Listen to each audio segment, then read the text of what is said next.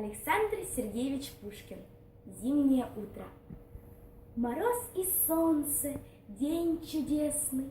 Еще ты дремлешь, друг прелестный. Пора, красавица, проснись.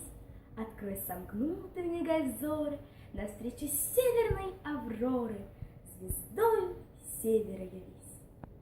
Вечер, ты помнишь, вьюга злилась, на мутном небе мгла носилась.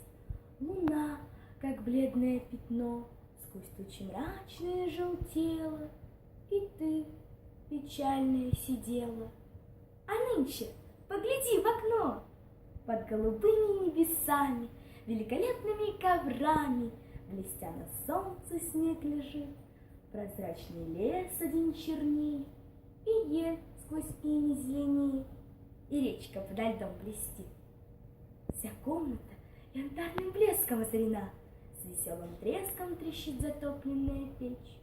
Приятно думать у лежанки, но знаешь, не велеть ли в санки каблук упорую запречь? Скользя по утреннему снегу, друг милый, предадимся бегу нетерпеливого коня и навестим поля пустые, леса недавно столь густые, и берег милый для меня.